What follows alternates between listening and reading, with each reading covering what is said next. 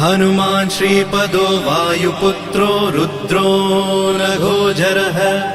अमृत्यवीरवीरश्च ग्रामवासो जनाश्रयः धनदो निर्गुणः शूरो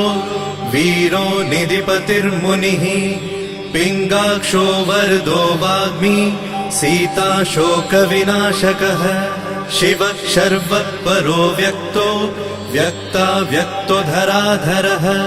पिङ्गकेशः पिङ्गरोमा श्रुतिगम्यः सनातनः अनादिर्भगवान् देवो